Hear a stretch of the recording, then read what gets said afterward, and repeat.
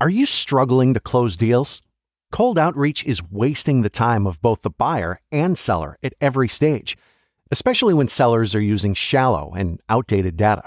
Your organization can overcome these challenges with technology that translates comprehensive, high-quality buyer data into real-time insights. These deeper insights empower sales reps and teams to adopt the habits of top performers, which leads to better outcomes, like more pipeline, higher win rates, and larger deals. We call this deep sales.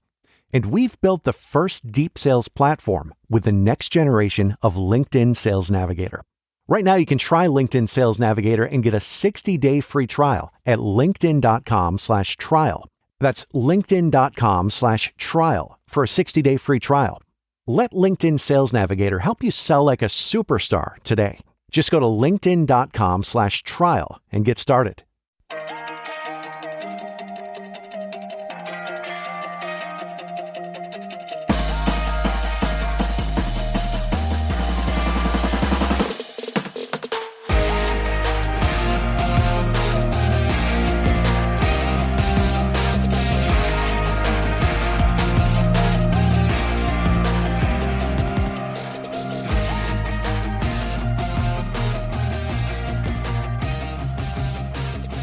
Welcome to Criminality Podcast, the show we started because we just love reality TV so much and we love true crime, and a lot of the times they go together and we want to talk about it. Hello, Melissa. Hello, Rebekah. I like that. That was very to the point. You made our point for us and show's over. Yep, that's a wrap. No, how are you? I'm doing quite well. I feel like I talked to you 2 days ago, and that's always great. I always love catching up with you and just having real conversations. It's really nice. It's almost like we have a podcast or something. I don't know. Almost. Close. Yeah, close enough. But everything is good here. We're waiting for another thunderstorm because it's just the summer and that's what happens. It's every afternoon. I know that's very Florida, but here's something that's not very New York that happened. Okay. I don't know. Okay, this is crazy. So my daughter and I went to see Inside Out 2 last night. Oh, yeah. Mm-hmm. Which we loved. I know you saw it too. You know I cried. Mm-hmm. We come out of the theater and it was clear it had rained. And I was like, oh, I knew that was going to happen. It rained. Mm-hmm.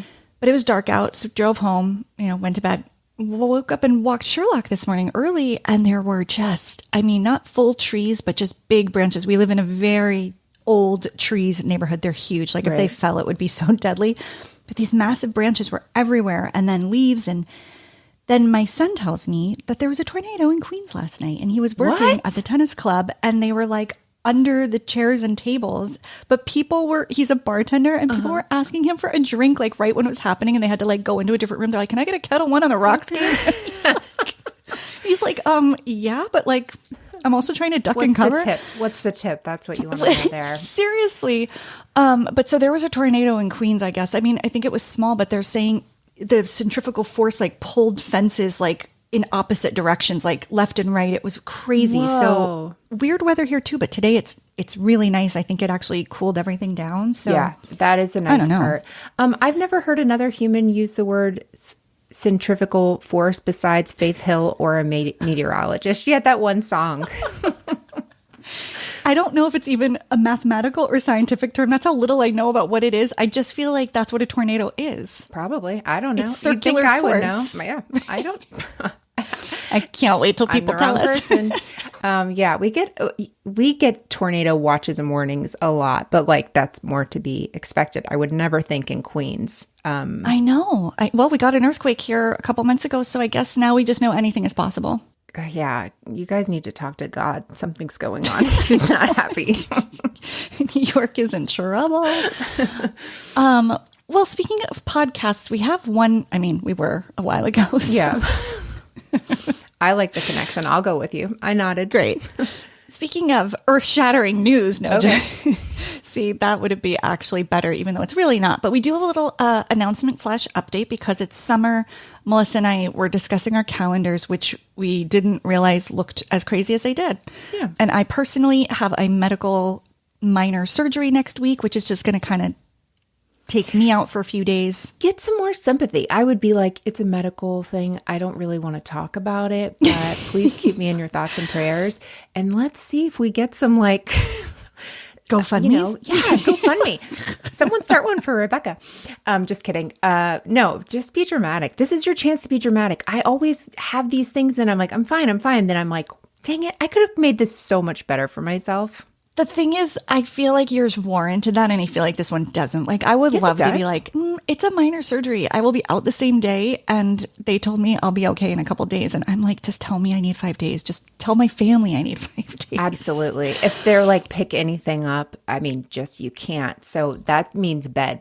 To me, when they're like, Yes. you can't pick up more than 10 pounds, I'm like, I weigh much more than that. So I cannot pull myself out of this bed. Exactly. So I will, it's always just good to give yourself extra time. So there's that. And then you have more than a lot going on as well. It's just children's stuff and all the time off and school different days and therapies and Yeah. stuff. So anyway, all that to say, we're going to take the month of July off, right? Yeah, we are. We're going to Confidently. take it off from publishing episodes. We will, new episodes. We'll put a couple older ones out that we haven't played in a while since they first came out that maybe you missed. And if you're a new listener, you will have fun listening to those. But we're also going to spend some of the time collaborating and kind of brainstorming for the next new season of Criminality. So it's not a goodbye. It's just a like, see you in August 9th to be precise. Melissa will be 9th. back with a new episode. Yeah. Yes. Just want to let everybody know. And please send thoughts and prayers my way. No, I'm just kidding. Thoughts and prayers and GoFundMe's. So speaking of centrifugal forces, I went back even further in this. Don't make me spell it. Under Tori's spell, Rebekah, I feel like we might be partially under Tori's spell for 2 episodes, and then she didn't get me the 3rd time. So yeah, exactly. It's tough because for a minute there, it was like if this chartered into cult territory, I was vulnerable. But now I feel like I've got some resolve and some resistance built up from some of these previous episodes. So that makes me, honestly, sad because I would have been a willing participant of the Tori spelling cult. Like when the podcast first dropped, we did get a solo episode. We got a solo episode, and it wasn't just a solo episode. I'm beaming. It was a Q&A, but like not a Q&A. It wasn't a Q&A. What am I saying? No, it was a comment and A. It was a call and response based on things people say to her in Instagram comments. I don't even think these were podcast reviews. No. Maybe some of them were, but these were like Instagram comments. Producer / best friend / assistant Ruth Ann would read in the most Ruth Ann way. She held nothing back. She did the very sarcastic, like you could, she wrote them in the way, or she read them in the way they were written. That is for sure.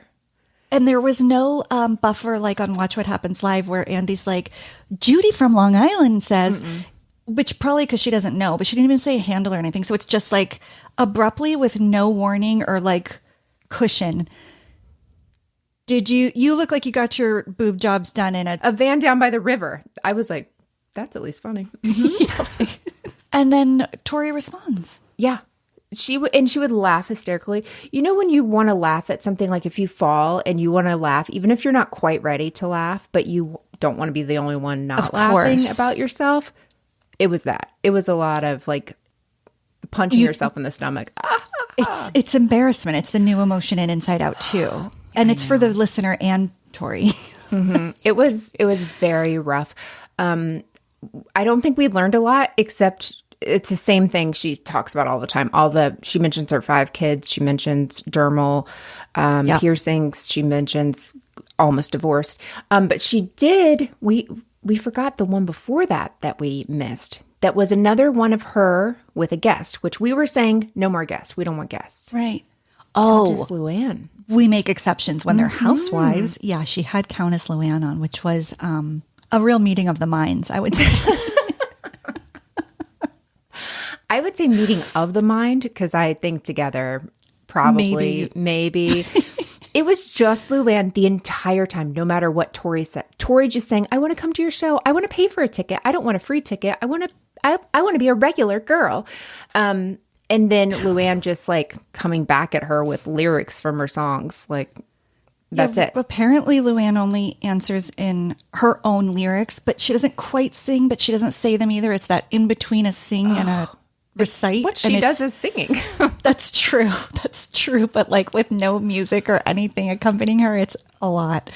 And Tori revealed herself to not really be a Housewives fan at all, pretending that she was. She only really referenced Luann falling in the bushes maybe 16 times and wanted to like make it some new like experiential art piece where Tori like is part of it in the bush. It was disgraceful.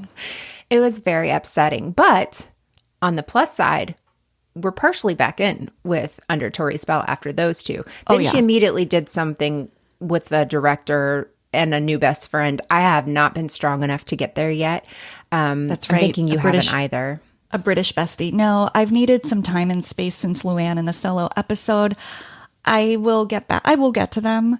But today was not the day. Neither was yesterday. I will say this feels like recovery time, not to be wasted, but to listen. Just thinking that, and also I don't know if I'm getting pain pills. That's the time. But if I do, I'm kind of excited for what that might be like. So yeah, something to look forward to. I was going to say, speaking of, but there's no go ahead, do it. But I was wondering if you would like to hear today's story. I would love to hear it, Rebekah. Great. Well, we're going to start today, Melissa, with a question, which is, have you ever heard the term finfluencer? I've heard it, but only recently. It's a new thing for me. Okay. Do you want to give your definition in your own terms? Maybe like somebody that's like an influencer, but it's like in the financial bro kind of way, financial influencer. Perfect. It's an influencer. It's a person who, because of their popularity or cultural status, influences the financial decision-making process of others through promotions or recommendations on social media, which it's influencing, right? This is nothing new. The difference is that a skincare line or a handbag is kind of a low stakes. Well, I almost got taken by an AI bot buying winning fake products. So let's not say entirely risk-free, but it's certainly different than buying crypto or an investment where the risk is much greater. And because the person that's selling it isn't really like a certified financial advisor in any way. Sure.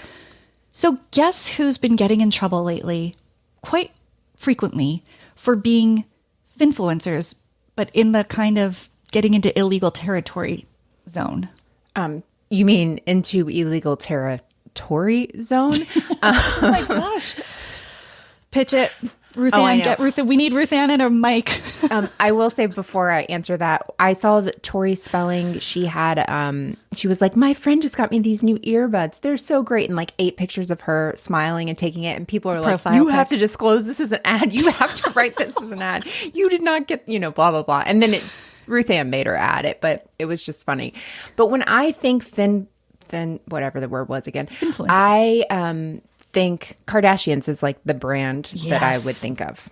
Yeah. Well, we are going to talk specifically about one Kardashian in particular, but in general, it's reality TV stars. They are in droves hawking financial investments on Instagram. Yikes. And if you think about it, makes perfect sense. Totally. But here's a few that have done it. Lots of not Love is Blind, Love Island. I saw Love IS and I just go to Love is Blind. Mm-hmm. Love Island contestants, including Biggs Chris. These are UK. Okay. Jamie Clayton, Rebecca Gormley, and Ava Zopico. Big Brother winner Scott Timlin. And then a couple of people from The Only Way is Essex, known to real watchers as Towie. Mm-hmm. Their names are Yasmin and Lauren. Didn't practice their last names. Mm-hmm. So we should talk about actually Towie for 1 second, because I very much heard about it, never watched it, but I wanted to see some of the players. And the United States reality TV shows get a little bad rap for sometimes being scripted or overly produced, but it doesn't even hold a candle to what The Only Way is Essex is. I would like you to just watch this one scene of this natural, spontaneous conversation between a boyfriend and a girlfriend. You can watch the first clip. It's a nice cup of tea for you, babe. Lovely. I could do one of them. You love your tea, don't you? I do love a cup of tea. Oh, I'm knackered. So what's been happening? I haven't seen you since the launch. No, it was hectic, weren't it? Did you enjoy it? Everyone was loving you strutting your stuff, weren't they? Oh, it's so funny, but I'm a bit off actually. Why? Because, you know, like me and Ricky have always been mates, like only ever pure banter, never like anything dodgy in it. Yeah. And recently we've been like texting each other, but nothing meant by it, just like little bit flirty, but nothing meant by it, because Ricky's always up for a joke and a banter. What were you sending in the messages, Jem?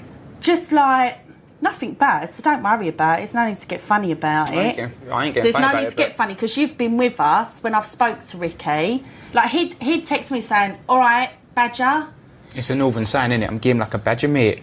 Thoughts is community theater if the community was made of people with maybe weapons held to them and seem terrified and not really sure what they're doing. Like, it's the most unnatural thing in the world. Like, you know the conclusion. They both know the conclusion to the conversation before they have it. They're not listening to each other, stakes. right? They know what they're supposed to say, and they're just waiting to say their line. It's giving third grade play. I mean, I feel like Northwest, she got a bad rap for the whole Lion King thing. No. And her parents should be the ones blamed for that anyway. But I think she's a star compared to whatever this was. Oh, yeah. Top billing. And yet, charming, right? They can get away with so much with the accent. Totally. So anyway, that's a little bit from The Only Way is Essex. I'd be curious if we have any watchers that listen to the show. But just last month, so in May, all the people I mentioned have been charged in connection with promoting unauthorized trading schemes on Instagram. And so the FCA, which is the UK's SEC, basically, Securities Exchange Commission, I think it's the it's the FCA. They have said that they're offering advice on trading high-risk foreign currencies, and apparently that's a big no-no. So they actually are all going to trial. Some have pled guilty, some have pled not guilty, but they have to go to trial. So that's happening in London this summer, so we'll see what happens there. But you hit the nail on the head when you mentioned the Kardashians, and specifically American reality TV queen, because I mean, those people I just mentioned, they're not exactly household names, but we all know Kim Kardashian. They're not household names here, but I guarantee, Thank you. Yeah, they are overseas. They're not American household names, whereas Kim Kardashian, well, she's global. But over here in 2021, because of course she did it first, she became involved with a cryptocurrency called Ethereum Max, which goes by Emax. Lucky for us. Yeah. So Kim posted an Instagram post promoting Emax.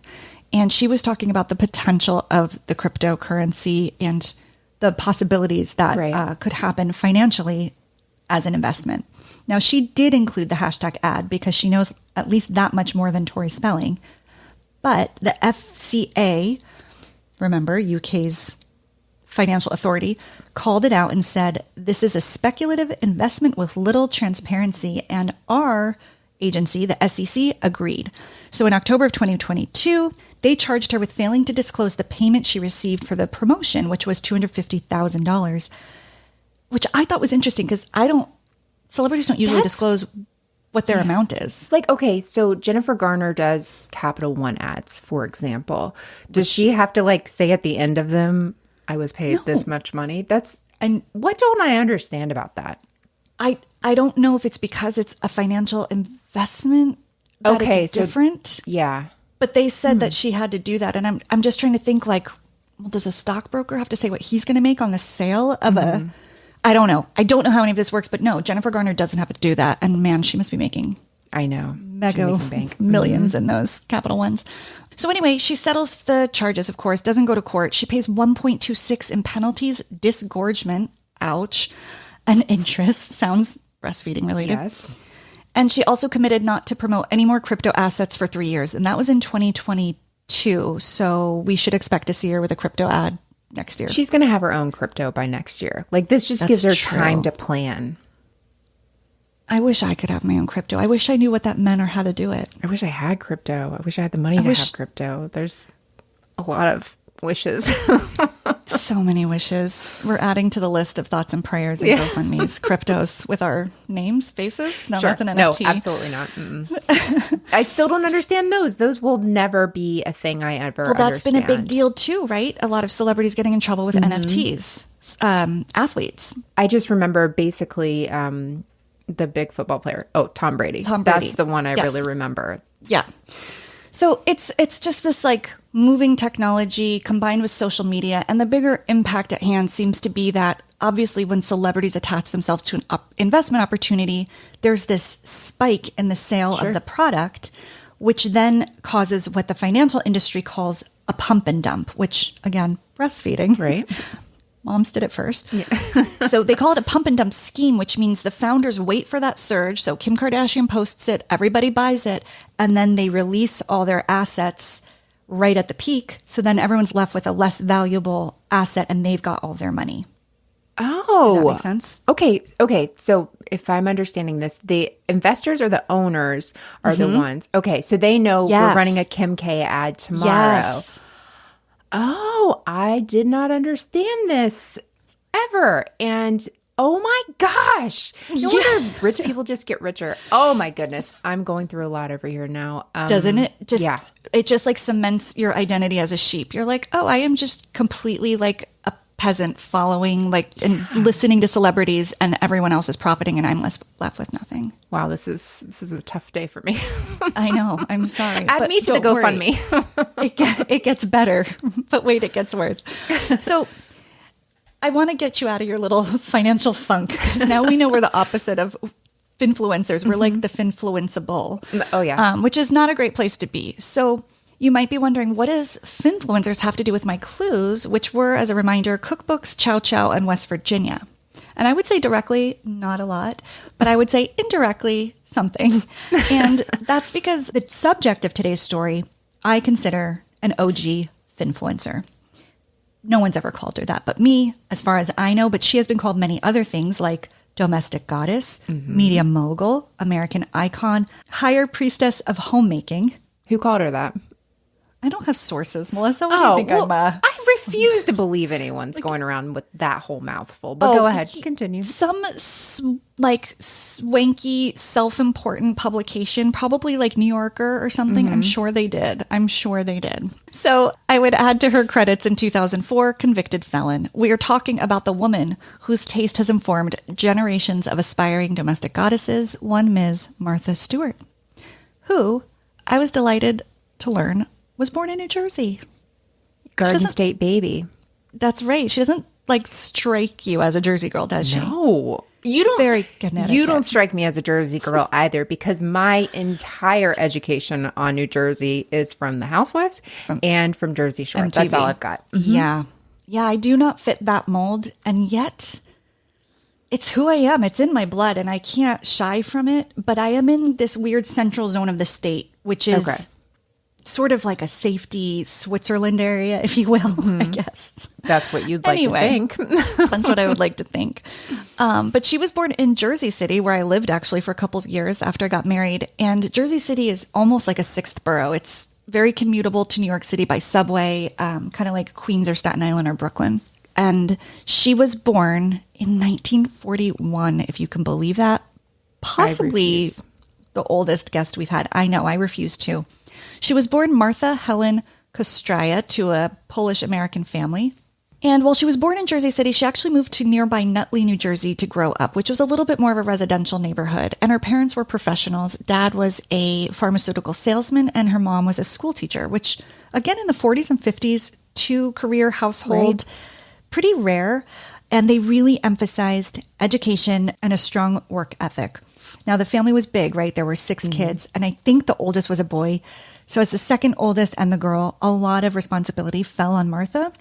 And so she was expected to be self-sufficient and competent. And by a very young age, she knew how to cook, sew, and garden, which, as we know, would be the foundation of her very successful career. My kids, I'm looking at these 3 things. Definitely, they don't know how to garden or sew. They can cook a little. That's Can good. your kids do any of those? My son likes to cook with me, and he went through a sewing stage, and he went through a gardening stage. So if anybody out of this whole group, he would be my little Martha. A little Martha intern. Who knew? I love this. Well, did you know that before she capitalized on her domestic talents, literally, she was a model and then worked on Wall Street? I mean, I love this diverse portfolio of experience. Yeah. She went to Barnard College, which is the sister school to Columbia University. It's an all-women's school, too, and it's very prestigious. And she graduated with a double degree in history and architectural history, which is a lot of history. The only thing harder for me than history would be architectural history. Right? I thought you were going to say I'd be out. Centrifugal force. I'm like, yeah. Also that. I don't know if that has to do with that. I said It that might. a meteorologist has said it, and I'm just questioning that. I know I've heard it before, but not from I used it in real reference to humans. weather. I feel confident a weather person has said it. Okay. Do you ship it? Okay. That's just cruel. So she modeled during college to help pay for her education, and she did both print work and commercials. One of her first commercials was in the 1950s. This was actually before she went to college. She was 15 years old. The commercial's black and white, and she plays a wife to a man who was very much in his 30s, and she's 15. Now, I think they wanted to make it look like she was like 20, which I guess would have been maybe okay. And she sort of did in that way in the 1950s. Everybody looked a little older, but it was pretty weird to know she was 15, but she was very cute, and it was for soap. She doesn't have an iPhone face. Like, that's the new thing people say. Like like she looked older really when she was younger. Not in a bad way. She was gorgeous, but she didn't. No. Martha as a baby. Can you picture that? I don't think those pictures. No, don't she exist. looked like that, but with no blonde bob. Right. And I'm glad you're bringing up iPhone face. That's going to come up later. Oh, good. Okay, so she graduates, and she has these double degrees in history, but she's like, I'm too pretty and talented for that. So she continues modeling and marries her boyfriend, who is a law student at the time. I'm taking a little creative license there. That wasn't sourced. Now, I've always assumed Martha Stewart is a smart woman. I think you have to be to create what she's created, but this just confirms it. She had a baby, a little girl named Alexis, and when Alexis was 2 years old, Martha went to work on Wall Street as a stockbroker with a history degree and no experience in business or economics. And she killed it. And this was a time when, as you could imagine, there weren't women all over the trading floors. Right. They didn't even have a women's restroom on the trading floor. They had to go to like some other floor in the building because why would they need one in this male-dominated space? So she did this for 5 years. And like a true entrepreneur, she finished up there and said, I'm ready for the next thing. Again, my interpretation. So she leaves the job on Wall Street, and she had made a lot of money. Her husband's now a successful lawyer. They've moved to Connecticut, where, let's face it, that's what she gives. In terms of if you had to guess what state she's from, we would guess Connecticut. So she decides she can embark on this next venture because they kind of have the financial means and security. Right. And so this next venture would end up being the launch pad for her skyrocket to success. Now, do you have any idea what her first venture was? I, for some reason, thought betting, but I know that is not probably Betting correct. came later. Okay. No, there's definitely Martha Stewart betting. But first, she had to start a catering company, and that was just out of her basement. Now, if you or I started a catering company, which, let's face it, neither of us would ever do that, but out of our basements, it would look different because her basement was in this 1800s restored farmhouse in Westport, Connecticut, which is like the most elite, one of the most elite addresses in the tri-state area. Very bougie. So she starts catering, and after a few years, word gets out that her food is impeccable. The decor is amazing, and she does all of it. She doesn't just, come up with the recipe and cook the food. She creates this whole atmosphere and theme, and people are going crazy for it. So she's throwing parties for all these well-connected people all over the city, one of whom was the vice president of Random House, the publishing company. He says, Martha, do you want to write a cookbook? She's like, no, I'm not ready. Oh my gosh. Right? The one thing I've learned from Laura Norton, and I think she heard it from somebody else, was like, if somebody tells you to write, or maybe you, I don't even know who I heard this from, but it was like, if somebody says to write a book, you just say yes and you figure it out later. I want to take credit for that because I think I believe that. So I feel like I would have said that. Okay. But Martha didn't play by those rules, and Martha's a little more successful than me. So maybe take a page from her book. So a year later, though, she's like, now I'm ready. So she writes a proposal, goes back to the same guy, but she called the book entertaining because she wanted it to be a little more broad than like a cookbook, though the cookbooks would certainly come later. So it took a few years to get the book just right, but it was published in 1982. And we take for granted things like farm to table and this whole, like even the trad wife movement of this, like, I'm picking this from my yard. These eggs are from my chickens. Martha, I'm not saying she started that. There were pioneers. Yeah. But she really was all over kind of making that stylish and like aspirational. She walked so Joanna Gaines could fly. Oh, not even run. She could fly. Yes. Nice. Is okay. it walk and then run? No, Oh, I don't remember. I walk so she could fly. Yeah, it's run. It's run. It's run. I mean, I can't imagine how much Joanna Gaines has. So probably fly. Fly. That's really funny. What if maybe it's like skipped so someone could fly? Anyway, so her first book led to so many more, including cookbooks. Any idea how many books Martha has written and published to date? I want to say 30 to 40. 100. That's wild.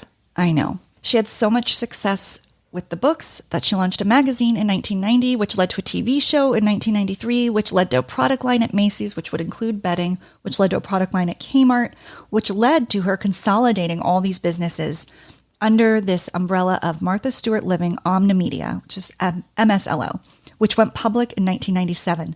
I mean, all in, that's a pretty quick shoot up because she published her first, book in 1982. And then by 1997, she has a publicly held company. 15 years is, that's pretty impressive. So Martha's on the top of the world, right? So how in the world did she find herself out of her upscale New York City suburb and into a West Virginia, there's the second clue, women's prison in 2004? I'm going to tell you all about it after a quick break from this week's sponsor. Martha's journey to prison began with selling some of her stock. She had shares in a biopharmaceutical company called Imclome Systems. Do you remember hearing about Imclome? No, I don't. Okay.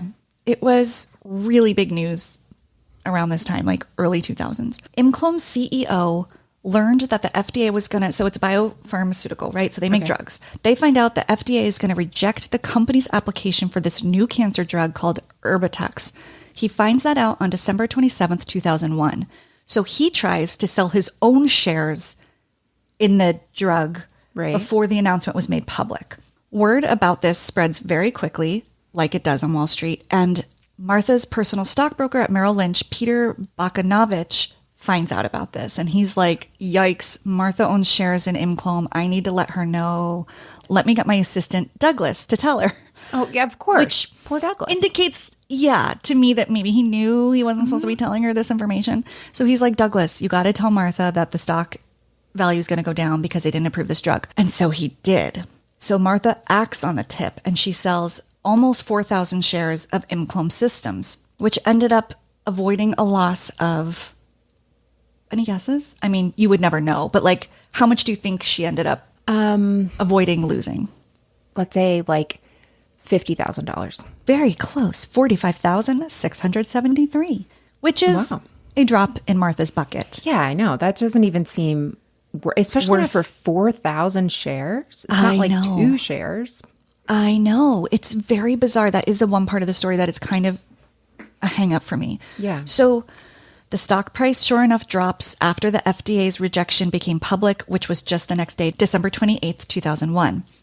So the suspicious trading activity was flagged by the SEC and led to an investigation because that's just what they do. They just look for big news in the market and anything before or after it that looks odd. And this was flagged. Which makes no sense why you would do it if there's like a whole system branch that does this. Yes. And also Martha would have known that after working 5 years. Like I would never know that until doing these stories. But like, it's crazy to me that she would have taken that risk. I don't understand that. And we'll hear later, like the aftermath. Sure. I've never heard her talk about this and I've never heard anyone ask her about this. I think I need a one-on-one exclusive. So this is when Martha and Bakanovich, her investor, her personal finance guy, decide to make up a story. They tell the SEC, we had a pre-existing agreement. We were always going to sell Imclome as soon as it fell under $60 a share. But it didn't take long in the investigation for them to be able to disprove that. Right. And so some months later, on June 4th, following year, 2003, Martha was indicted on 9 counts, including securities fraud, obstruction of justice, and conspiracy, among some other smaller things. And at the time, it was James Comey, the United States Attorney for the Southern District of New York, and he said, this criminal case is about lying to the FBI, lying to the SEC, and lying to investors. Martha Stewart is being prosecuted not for who she is, but because of what she did. Because basically word on the street was like, there were 2 camps. There was like the fall from grace, perfect domestic goddess. Right. Tabloids eating it up. Everyone loves when the person who seems to be, perfect. Right. Oh, yeah. Completely screws up. And then the other half was like, this is what people on Wall Street, mostly men, do all the time. Like, I think they're making an example of her. So there were kind of two camps in thinking, but she did end up going to trial, and there were testimonies from all kinds of people, including Douglas, the assistant, who revealed that, yeah, he did. Poor Douglas. Talk about killing the messenger, right? All he did was, do what his boss told him to do. Right. I feel like we most relate with Douglas in this story. Yeah, Douglas is very much the Stu Chains in this story. Oh my gosh, is he ever? Yes. He is very Jen Shaw coded, this whole little section, except for the whole That's taking blowing my advantage. mind. Yeah, but it's Stu Chains. Stu Chains Yeah. is Douglas. Poor guy. Yeah. I mean, he's still committed a crime, but poor guy. Right. I think Stu did do more, but it's still a very good analogy. So it didn't take long, actually just 2 months. Well, that's actually kind of a long time. I don't know how long the trial was, but she was found guilty on 4 of the 9 counts: conspiracy, obstruction of justice, and 2 counts of making false statements. So again, it kind of reiterates what Comey said, which was this was about lying. There is no charge for insider trading, which is what she did. From what I read, that's the offense, but not the charge or conviction. So insider trading is a thing, but it's not what you can actually get someone for. That makes no sense. That should be I don't make the something rules. you can be. Yeah. I Again. barely know them. Get me to the SEC. I need an exclusive. We have questions about how you're running things. So Bogdanovich was also found guilty on related charges. I don't know what his sentence was. So then this is what I find interesting. Martha gets sentenced to 5 months in prison. Then she's going to get 5 months of home confinement and 2 years of probation. She also had to pay fines, and she was barred from serving as a director or officer of a publicly held company for 5 years, which would obviously affect her business. So Right. she had to kind of reconfigure, reorganize the structure of her company.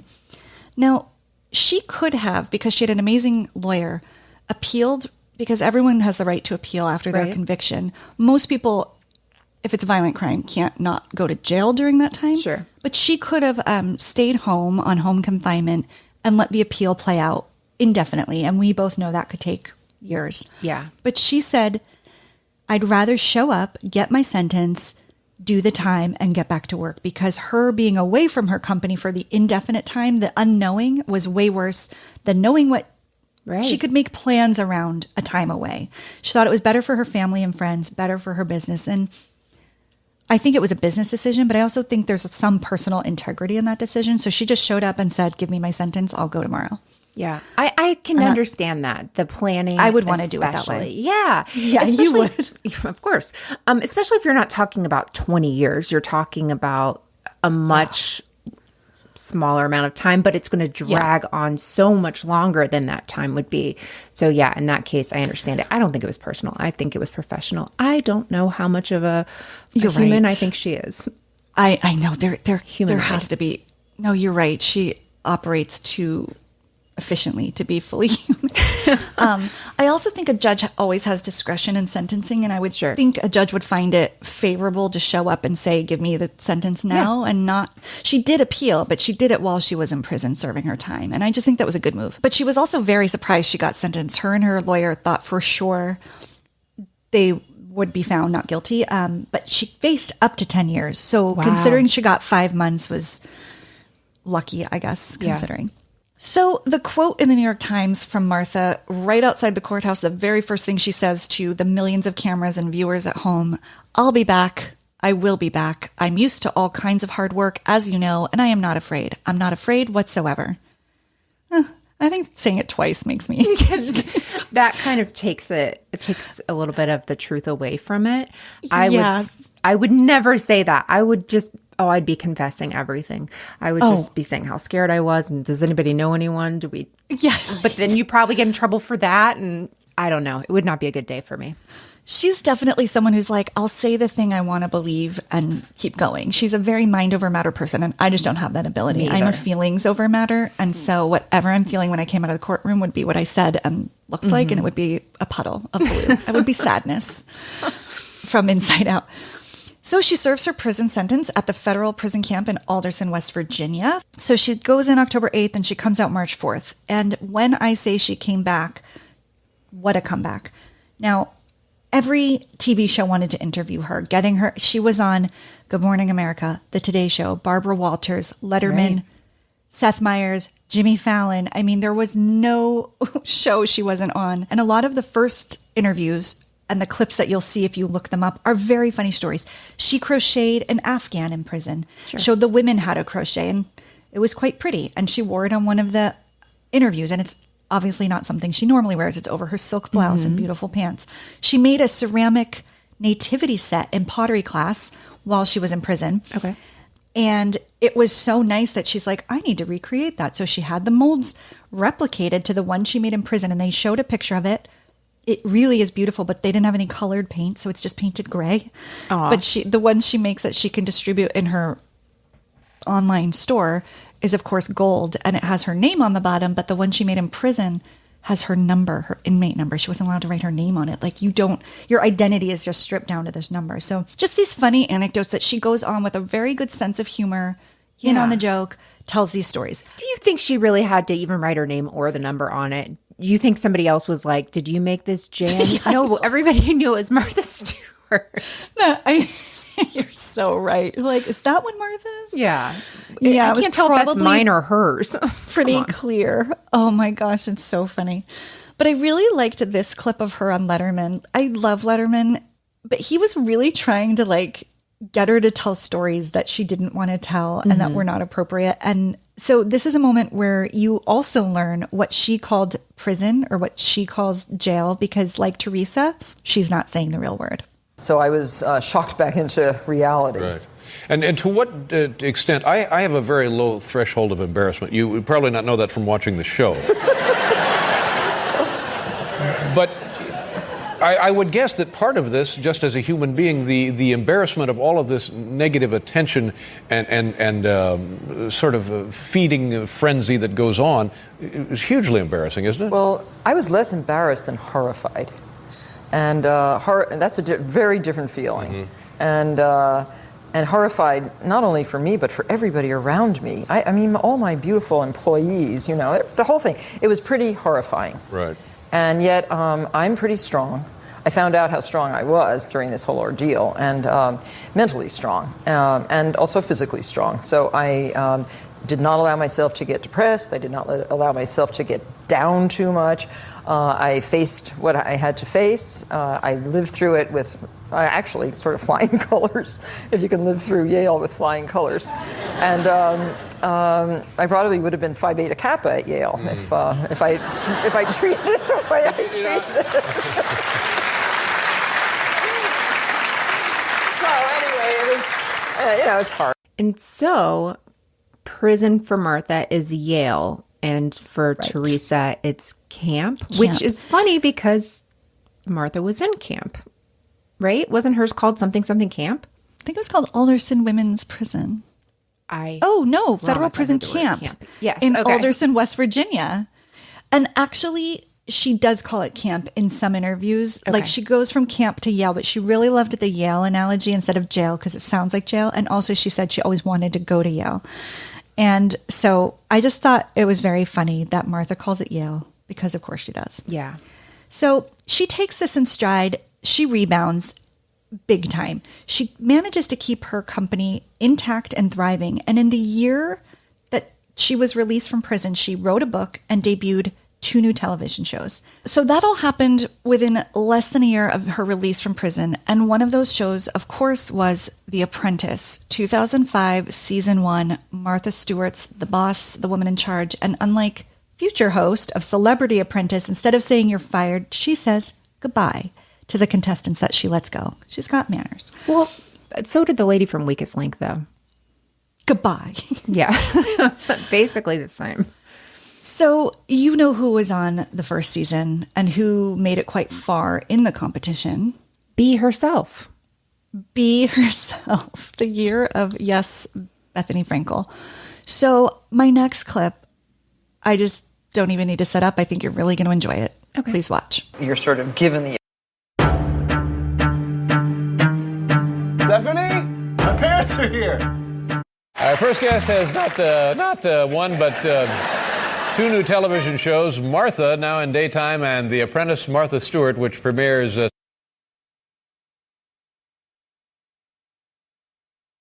would be hurt by this verdict. So I was shocked back into reality. Right. And to what extent, I have a very low threshold of embarrassment. You would probably not know that from watching the show.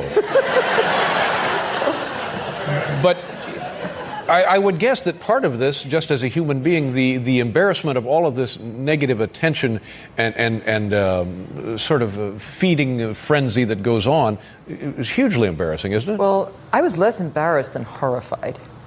And that's a very different feeling. Mm-hmm. And horrified, not only for me, but for everybody around me. I mean, all my beautiful employees, the whole thing. It was pretty horrifying. Right. And yet, I'm pretty strong. I found out how strong I was during this whole ordeal, and mentally strong, and also physically strong. So I did not allow myself to get depressed. I did not allow myself to get down too much. I faced what I had to face. I lived through it with actually sort of flying colors, if you can live through Yale with flying colors. And I probably would have been Phi Beta Kappa at Yale if I treated it the way I treated it. So anyway, it was, it's hard. Apprentices. I went through a whole lot, hundreds of contestants, but the last 10 or so were really the producers' choices. So you made it through those difficult producers. That's pretty good. Just getting there was good. But I didn't win. Well, are you still smarting from that? You have your own show now, this fabulous show. No, I just wanted to, there was such a big moment in my life. I wanted to I wanted to know what you were feeling, because I felt like you didn't like me, to be honest with you. Well, you weren't so likable then. That's what I want to hear. No, you weren't. You were a pest. You were a pest. She was. She was a pest, and you were, so out there in front of everybody, And now you can be that. You're the host. Good. You can see, and I think hear in this clip, Bethany clenching that jaw of hers just to the point of like TMJ. We watched TMJ being created in her right there. Martha, not a fan. Not a fan. On her own show. She tells Bethany this to her face on her show, on her stage. Mm-hmm. I know. It's so savage. So good. Love it. Now, the next clip, I know we're going like quick here, but these are just so fun. She's on the circuit. She's talking to everybody, and she goes on Jimmy Fallon's. And what she's talking about here goes to your point about not having an Instagram face. Okay. Here is Martha talking to Jimmy about an Instagram post that Kris Jenner posted. Tell me if you detect this shade that I did. Okay. I saw a post that Kris Jenner put up of you guys with Khloe and Kris. We all look the same. Look. Look. You look like sisters. Yeah, you really do. We all look exactly the same. What was it like at the Kardashians? Fabulous. They have, they live sort of in a compound. They do, yeah. Yeah, and they have very nice houses, many rooms, all kinds of 150 Hermes pocketbooks on a closet. Oh my God! And did you get to snoop around or anything? Oh, I got to go into every closet, every refrigerator. Yes. Into basements, attics. Well, they don't have an attic, but yeah, you went everywhere. Everywhere, and we had such a good time. A very nice house tour. Okay, I love that. She right off the bat is saying, none of us look like ourselves. We all look like each other because the Kardashians filter everything to high heaven. It's wild. There's no universe where they look. I know. It's like, I just love that she's saying it, and I love that Jimmy's trying to not have her say it explicitly, because you have to protect the Kardashians at all costs when you're in entertainment, I guess. And Martha just doesn't give a you-know-what. Yeah. I did love that because she got it out in the beginning too, and then went on to what he was asking, but she wasn't getting out of that. Oh, that was good. No, really, really good. So Martha's case becomes one of the most high-profile examples of insider trading, and she basically becomes so known for this stint in jail. It's like if she was popular before, now she was like the coolest girl in school, right? Press was out of control, and it kind of didn't diminish her accomplishments prior to the conviction, but all people could focus on was like, what is Martha doing now after prison? How has she changed? Did she change? And it does seem like she got more of a sense of humor. I would say she always had one, but people have said she has a little bit of a stick up her butt. Yeah. That definitely decreased. Yeah. The stick. Okay, I don't need to get into this. But Are you operating on the stick? This is a lot. She softened and like she had more of a sense of humor, and people were really enjoying it. And then she made a new friend, because it's never too late to make a new friend in life, right, Melissa? The buddy duo we didn't know we needed. Tell the people who we're talking about. We've got to be talking Snoop D-O-double-G. Yes. And Martha. Wild. Yes. I know. So fun. So they met when Snoop appeared on the Martha Stewart show, which is like her cooking, very kind of run-of-the-mill celebrity on to make a recipe show. They made mashed potatoes together on their very first meeting. And to the surprise of many, including me, their exchange was just so full of chemistry and genuinely funny moments where you can tell they're like enjoying each other. Right. So watch one moment from their first exchange making mashed potatoes. So is that cognac? Yeah, that's some brand new cognac by Landy. Fantastic. The Landy? Yeah. That's a very fun. Did you design the bottle? Or You know was I it had your to do kind it. of It's my style right here. That's Snoop okay. Dogg. So I'm gonna leave her out there. So this is the potatoes. Yours is done already, huh? Yeah. Well, you can taste them if you want. I want to taste yours. I don't trust mine. Taste that, just a little bit more I don't salt, trust mine. okay? Take a little bit. It's creamy and good. They should be hotter. I need some chicken wings. Why on earth would Martha think somebody wants to come on her show, make potatoes, and then eat their own? Girl, I can ruin this at home. I'm going to eat yours. What did you do that I didn't? Absolutely. So this escalates to him coming on again and again. And on one episode, they make special brownies where he keeps asking her when they can put in the special ingredients. And she keeps saying the secret ingredient. And it's very funny. And people found them so watchable, so compatible that they teamed up and came up with the idea for a TV show, which launched on VH1 and ran for 3 or 4 seasons. It was called Martha and Snoop's Potluck Dinner. Emphasis on the pot of the luck. Got it. Okay. If you get what I mean. So the trailer's pretty indicative of the times and fun. Go ahead and watch that next clip. I'm not high right now. But whoever gave us this show, they must have been. America has spoken. Listen up, y'all. Because the king of Kush And the queen of cuisine. are throwing a little dinner party. Give it up for Martha Stewart and Snoop Dogg! The hood gonna go crazy when they see this in my living room. We're inviting all of our favorite homies. This is the weirdest group of people ever on a stage together. You sample our most delectable dishes. Oh, wow, look at this. It's a piece of weave in there. Because when you mix the best of high society, And what will you be whipping up tonight? a classic eggnog. With the best of high society. Anything green is all right with me, Mark. You never know what's gonna pop off. What size is your boat? This is Martha. And Snoop's potluck dinner party. Oh, Lord, I want to thank you for the food we're about to have. I, number one, did not know this was a show. I knew they had done stuff together, like commercials and stuff at some point. I've not been a very big follower of Martha Stewart, nor Snoop Dogg, actually. Feel like I know more about him than I did about her. But they are so good together. Like, they just, you can't write that. Like, they just have a really very natural back and forth. What do you think you were watching when this show was on that made you miss this? This would have been like 2008, 7, 8, 9. It just wouldn't have been my thing. I just am not like, okay. No, I just wonder like what show would have taken its place in your 2008, lineup? 2009. Oh, that would, 2008, 2009 would be like when I was pregnant. A Teen Mom, probably. I watched Teen Mom as their Teen Mom show was coming on. But yeah, I don't know. It missed you. Yeah, it missed me, but I would have missed it. I truly would have. She would not like me. And I know that so much. Like my Florida stench would come across to her right away. And I just don't need that negativity in my life that I put on her has to a put on me. home in Florida. Not the parts where I live.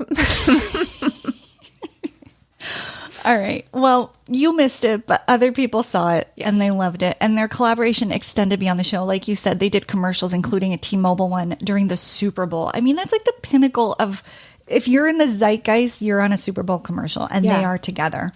So they're the ultimate yin-yang to get what you were going for. It's like just people like the Odd Couple, right? It's always opposites together. It works.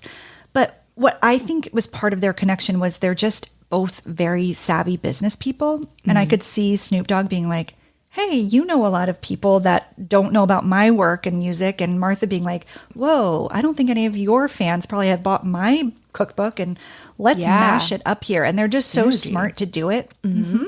And they have the chemistry, so it works. It's not just like it's not a money forced. grab. Yeah. Okay.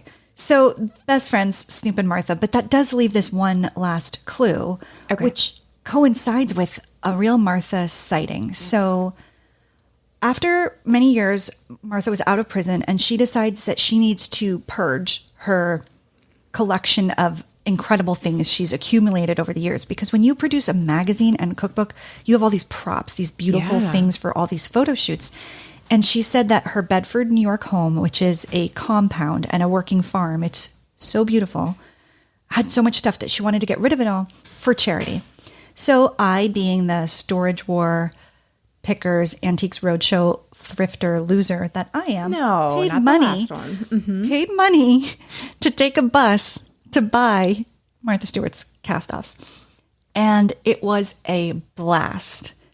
And I pet. Yes, go ahead. Her chow chows. Chow chows are dogs.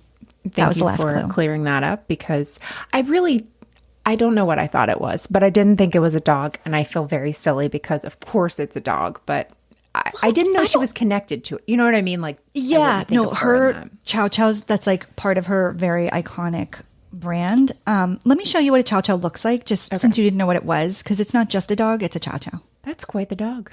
No, I didn't. It's huge. And I'm sure like specially breeded and everything else. Oh, yeah. They're actually the 5th most expensive dog breed in the world. They come from northern China.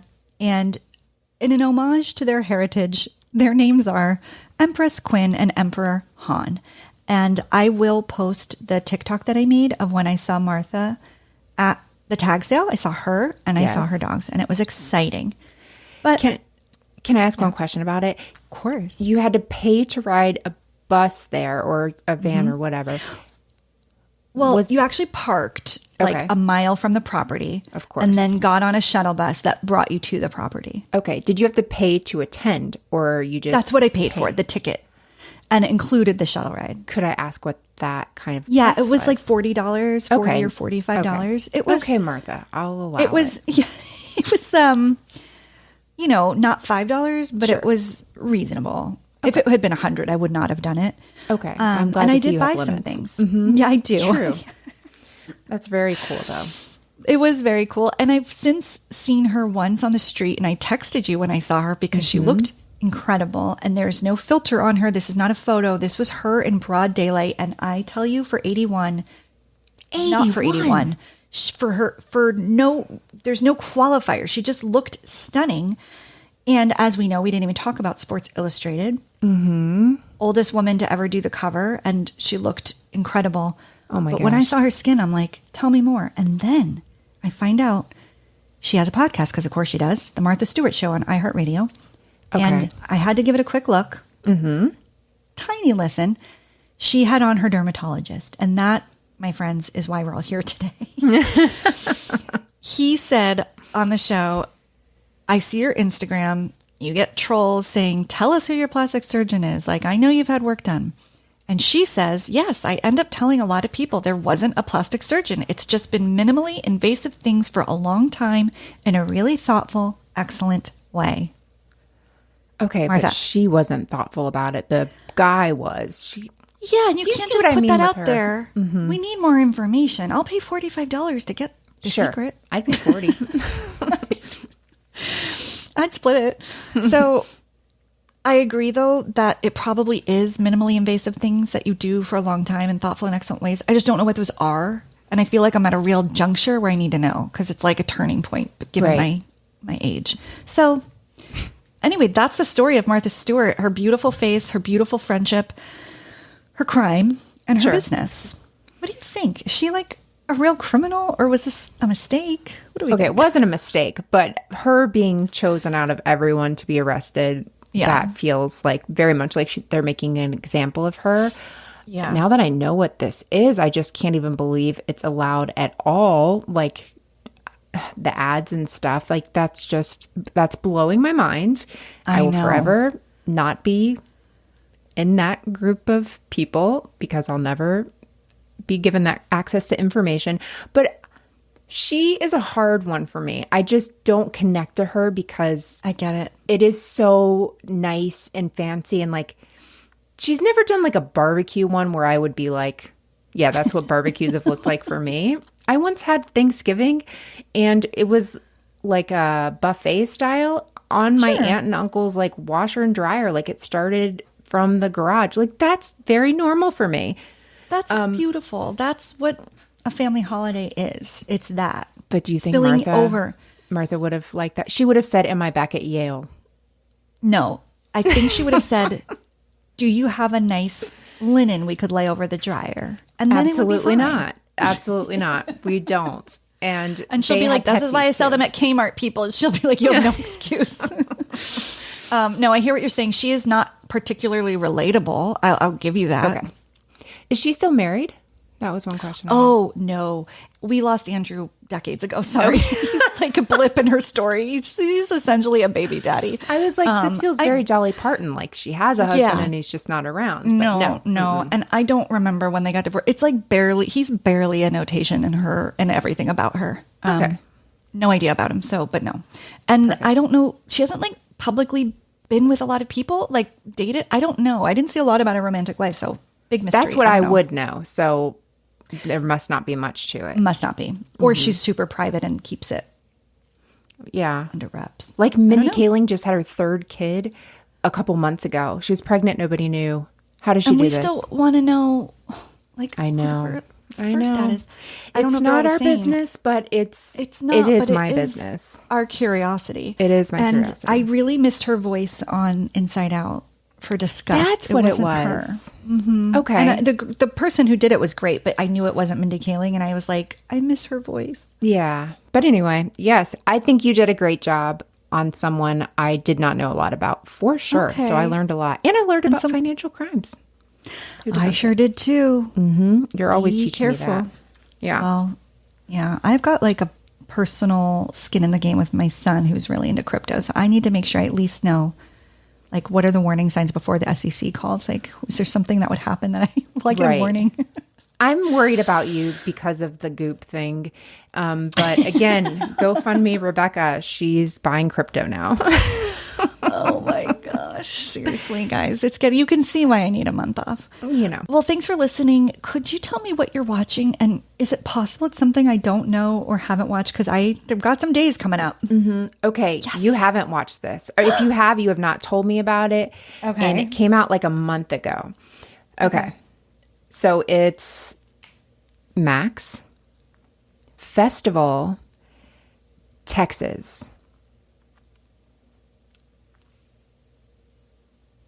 Renaissance. Like a Ren Fair? Ren Fair. Yes, that's actually what it's called. It Ren is? Fair. Yes. I have not even heard of it. Yeah, it's a 3-part documentary, and their little whatever says, when the ailing king of America's largest Renaissance festival declares his retirement, an epic power struggle ensues between an actor, a former elephant trainer, and a kettle corn kingpin to claim his throne. Kettle corn kingpin is my dream man. Okay. No, take that back because this guy is trash. Okay. Well, he's not. He's probably a great person. No, he's not. Anyway, there's like, you meet the guy who's started this Renaissance fair however many years ago. He's like in his 80s, I think, and he's wanting to retire. But this guy has so much power, but like in the grossest way. Like he talks to women as you would have talked to women 80 years ago, that kind of a thing. Oh, he's garbage. And at one point, he's starting an online dating profile, but he doesn't know how to use computers. So he has a younger guy come and do it, and is like reading the messages, and he's obsessed with natural breast. So he With what? You heard me. Naturals, boobs. He's obsessed with them. So like he would go out on a date with these women. It would be like a 22-year-old going out with this 80-something. And one time he's just sitting there talking to this one girl. We saw a few dates, and he's like, have you gotten your boobs done? And she's like, well, yeah, actually last year, blah, blah, blah. And he literally goes, okay, I'm done. And leaves. Oh my gosh. He's trash. So the whole thing is like, he's saying, okay, I'm finally going to step down and somebody else is going to take it over. And there's all these dealings of like, this one guy has a lot of money, but one guy's really loyal to him. And it's just wild. And I cannot believe this man has so much money. I can't believe people listen to him. But it was actually really fascinating. And the way they did it over a few years is pretty interesting. I don't have any like connection to Renaissance fairs, but it was really, really good. So you recommend this? Oh yeah, absolutely. It sounds fascinating. It's It's fun. such an interesting subculture, and I find niche subcultures very interesting. I went to a Ren fair as a kid growing up a couple Really? of times. Okay. And my parents aren't like Ren fair people, Yeah. but it seemed like something to do. I don't know. Kettle We corn. went a couple times, and I wore like a very Elizabethan kind of dress. I had a pointy hat with the thing coming down like a princess, like an old, like I did. I'll find pictures. Please. That's necessary. And we went to jousts and like, Oh my gosh. I'll have to see my mom. I have a picture from, I was not in a Ren fair. It was something at church, but I had the pointy hat and I was in a horse. So mine was a little more, fancy than yours. Mine was a little more Martha. You were really committed to the part. I was.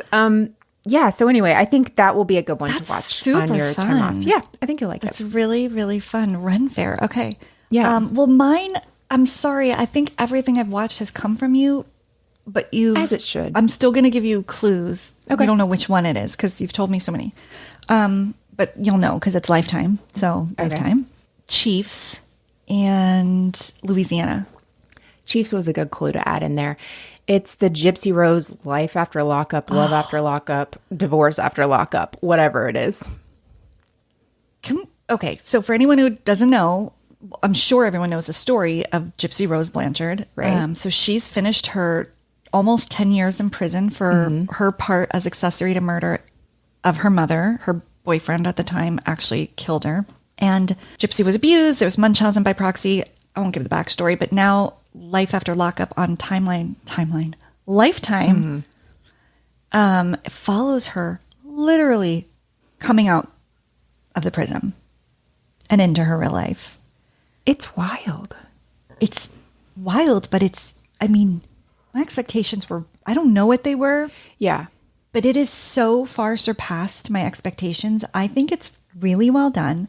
Yeah. And I think Gypsy Rose is so articulate, so like she's clearly done some work in therapy and in prison. Totally. And I find her incredibly charming and naive and definitely younger than her years. Like she's probably like 34, 35, but Yeah. she seems a lot younger, which totally makes sense for every reason. But I'm enjoying it so much. So she has this fiance that I'm not a fan of. Oh no, they're married at this point, but they're going to do another wedding. I cannot. She's got a husband. I'm sorry. A husband. But I think I've watched 3 and there's more and I need to watch what happens. But it seems like things are going to get shaky with Ryan. And I am sad for her breakup, but I can't wait to see it happen. I know. Well, the I funny can't thing stand is, him. I know. I remember when she posted on her Instagram the first picture. I watched her TikToks. Well, then you'd see his TikToks, and he seems nice enough in those. Like he's just like, "Hey guys, Ryan here. Just want to update you." And I never really made it past that because that just annoyed me for some reason. Yeah. But he is. I don't feel bad saying this because do you know how they met? No. He and one of his friends decided to write Tiger King, so Joe Exotic, and Gypsy Rose to see who would get a letter back first. So That's disgusting. Exactly. So I don't feel bad saying I think he's garbage. No. So anyway, like he just belittles her. The way he talks to her is in such an infantile way, and like he does, right? And that's like baby. He literally calls her baby all the time. It's just the way he like. I don't know. He'll say something. You'll see this. I'm not spoiling anything, but like there's one thing he comes home from work and he goes, baby, like she wants to show him something. He goes, baby, you know, I've worked an 8-hour day, right? Like, what does that have to do with anything? Cool. She can't work right now, dude. Like, let her show you something. He's trash. He's trash. You're so right. But here's where I'm like floored by how well she's coping. There is a scene where she wants a puppy. Because she's feeling like you're going to be going back to work. I'm not allowed. I want to have something to take care of and like keep me company. Right. And he starts really going into this parental role of like, well, it's a big responsibility. And she's like, don't talk to me like I'm a child. She's like, I know a dog is work and I've done the research and I'm ready and you can't talk to me like that. And she walked outside and I was just kind of like, dang, like we could take a page from Gypsy Rose's book. Like, she had really good boundaries and self-respect. And I'm just so thrilled that she's doing this well. I'm not saying it's perfect and I'm sure her life is hard in many ways, but I feel like she's doing pretty well. And I feel like her parents, her dad and stepmom are a good support system. You already know what I think about her dad and I won't repeat it on this I wasn't going to say it. I find him to be very, very charming, very... I like the things he does with his hat. He looks very cute to me. I don't know. Melissa. I'm not embarrassed. He is. I even heard, this is why I feel okay talking about this. Cara Berry on her podcast. Yeah, I like her. Everybody's Business But Mine. She also says that he's very good looking. And so it's not just me. I'll find the text. I didn't disagree. No, you didn't. But the degree to which you bring it up and the hat is not it. It's the twinkly eyes, if anything. Okay. And like, it's that. It's not the hat. It's not the hat. There's a charm. And like, I don't know what it is. But do you know what I have to keep in mind to keep me from going to where you've gone? The dark side? Yeah. He was kind of a deadbeat dad. And he's totally making amends. Yeah. But he really wasn't present for Gypsy Rose. But here's the thing. I don't know how much of that was his choice. They got married when that's he was true. like 17 or something. Yeah, he was very young. And the mom was a monster and like was keeping her away. So I think he does feel like he could do more. Yeah. Based on my research of him. But knows he did drop the ball. But I don't feel like he was just like, I don't want to be around her. No, like, you're probably right. Listen. I was just trying to throw you a lifeline. Only really good men charm me. I don't like to fall for trash, which I do all the time. No, it's very interesting. But here's my last thing about Gypsy Rose. The thing I worry about, and people have kind of said, and even her dad kind of said, like, she grew up knowing how to manipulate and being taught that. And so some of that is still, I mean, like you said, she's worked through therapy and stuff, but it does kind of worry me. Like, is this person saying the things they're supposed to say because they know they're supposed to say it? So, I mean, she can't win for losing. Like, no, her whole life has been something I can't imagine. And so scrutinized right now. Totally. I wonder about the social media effect. Like, she took to TikTok real quick and I'm like, I doubt this is like long-term good for you. I understand the appeal of it. And she talks about it a lot. Yeah. I didn't get the people that were, what was it? Tipsy for Gypsy. Like all these people, it's like, what happened was really, really terrible. Yeah. Yeah, that's gross. I didn't know that was a thing. Yeah. Oh, well, I didn't really. They talk about it later, but okay. So I have can't like wait to very catch up mixed on feelings. Yeah. Yeah. Watch it. It's much better than I thought it would be, especially for being a Lifetime thing. I was like, oh, actually, I like this. Yeah, same. She's telling her story well, and I feel like we're getting a bigger picture. Yes, 100%. Well, I guess this is it because we're not going to do clues because who wants to sit on clues for a month? I know. And who wants to make clues that need to come true in a month? Exactly. So with that, I will say we'll put out some past popular episodes and we'll be on Instagram. So do follow us if you're not already and DM us. Stay in touch. We really do love hearing from you guys. And so we're not like off the grid entirely. Feel free to chat. Let us know what you think of this episode and what you're watching and all of the good stuff. Absolutely. So we'll see you guys on August 9th, or we'll talk to you guys on August 9th. And until then, I don't know. We need Gypsy Rose sign off. I know. Don't buy crypto. Goodbye. Oh, goodbye. Right. You're not fired. Goodbye. Don't buy crypto. Goodbye. Okay. Bye. Bye.